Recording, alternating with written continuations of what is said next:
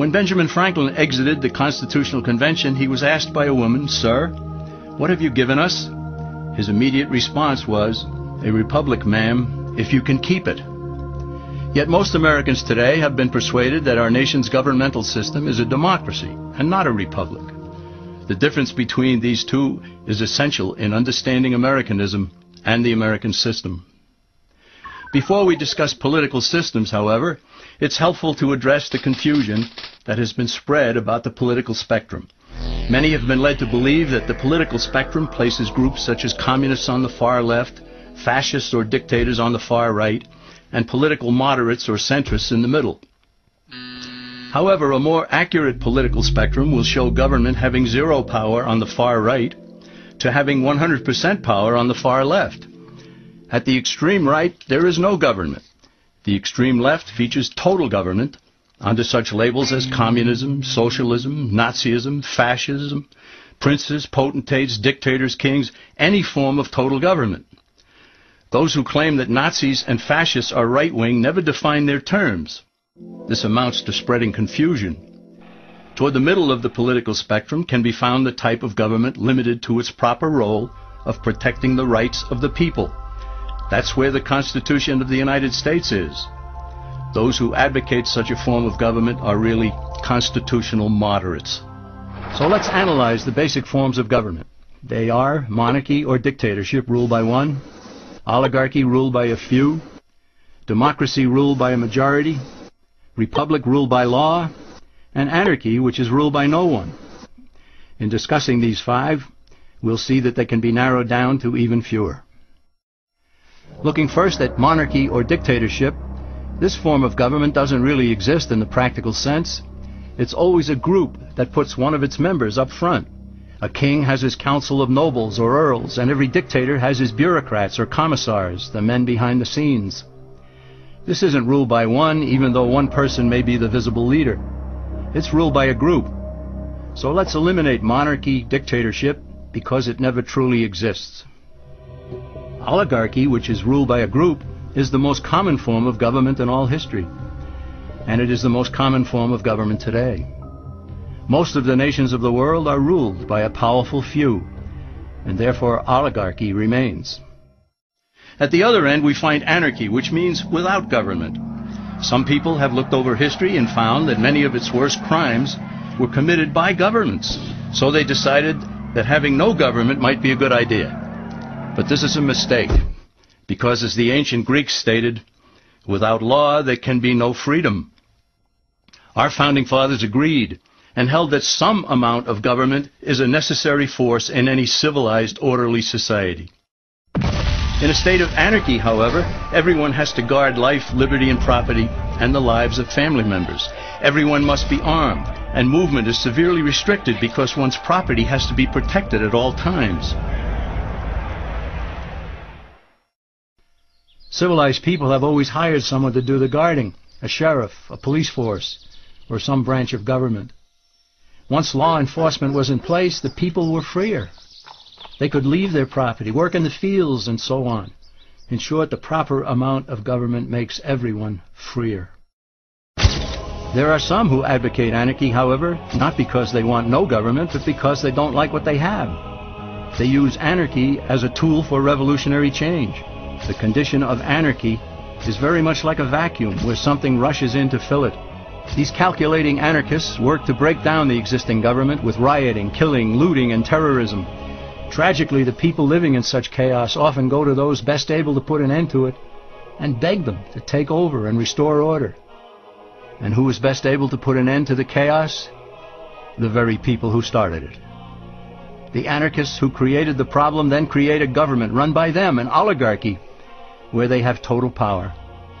This is exactly what happened in Russia that led to Lenin taking total power, and in Germany where Hitler's brown shirts created the chaos that brought him to power. But anarchy isn't a stable form of government. It's a quick transition from something that exists to something desired by the power-hungry. It's a temporary condition, and because it isn't permanent, we eliminate it as well. The word democracy comes from two Greek words, demos, meaning people, and kratein, meaning to rule. Democracy, therefore, means the rule of the people, majority rule. This, of course, sounds good, but suppose the majority decides to take away one's home, or business, or children. Obviously, there has to be a limit. The flaw in democracy is that the majority isn't restrained. If more than half the people can be persuaded to want something in a democracy, they rule. What about republic? Well, that comes from the Latin, res meaning thing, and publica meaning public. It means the public thing, the law. A true republic is one where the government is limited by law, leaving the people alone.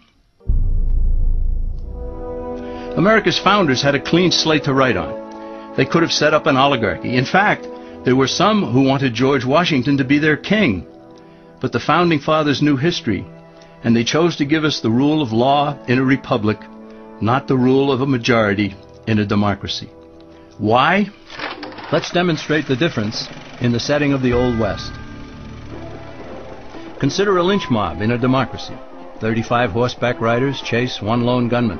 They catch him, and they vote 35-1 to hang him. Democracy has triumphed, and there's one less gunman to contend with. Now consider the same scenario in a republic. The 35 horseback riders catch the gunman and vote 35-1 to hang him, but the sheriff arrives, and he says, "You can't kill him. He's got his right to a fair trial." So they take the gunman back to town. A jury of his peers is selected, and they hear the evidence and the defense, and they decide if he shall hang. Does the jury even decide by majority rule? No, it has to be unanimous, or he goes free. The rights of the government aren't subject to majority rule, but to the law. This is the essence of a republic. Many Americans would be surprised to learn that the word democracy does not appear in the Declaration of Independence or the U.S. Constitution, nor does it appear in any of the constitutions of the 50 states. The founders did everything they could to keep us from having a democracy. James Madison, rightly known as the father of the Constitution, wrote in essay number 10 of the Federalist Papers, "Democracies have ever been spectacles of turbulence and contention, have ever been found incompatible with personal security or the rights of property, and have in general been as short in their lives as they have been violent in their deaths." Alexander Hamilton agreed, and he stated, "We are a republican government. Real liberty is never found in despotism or in the extremes of democracy." Samuel Adams, a signer of the Declaration of Independence, stated, "Democracy never lasts long. It soon wastes, exhausts, and murders itself." The founders had good reason to look upon democracy with contempt, because they knew that the democracies in the early Greek city-states produced some of the wildest excesses of government imaginable. In every case, they ended up with mob rule, then anarchy, and finally tyranny under an oligarchy. During that period in Greece, there was a man named Solon, who urged creation of a fixed body of law not subject to majority whims. But where the Greeks never adopted Solon's wise counsel, the Romans did. Based on what they knew of Solon's laws, they created the 12 tables of the Roman law, and in effect built a republic that limited government power and left the people alone. Since government was limited, the people were free to produce, with the understanding that they could keep the fruits of their labor. In time, Rome became wealthy and the envy of the world. In the midst of plenty, however, the Roman people forgot what freedom entailed. They forgot that the essence of freedom is the proper limitation of government.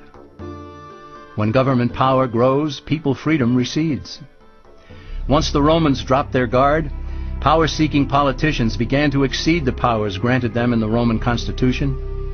Some learned that they could elect politicians who would use government power to take property from some and give it to others.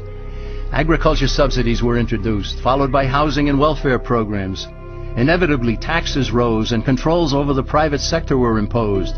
Soon, a number of Rome's producers could no longer make ends meet, and they went on the dole. Productivity declined, shortages developed, and mobs began roaming the streets, demanding bread and circuses from the government.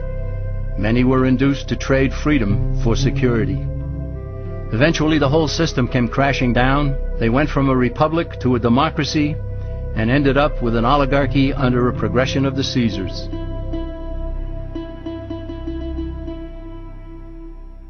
Thus, democracy itself is not a stable form of government. Instead, it is the gradual transition from limited government to the unlimited rule of an oligarchy. Knowing this, we as Americans are ultimately left with only two choices. We can keep our republic, as Franklin put it, or we will inevitably end up with an oligarchy, a tyranny of the elite.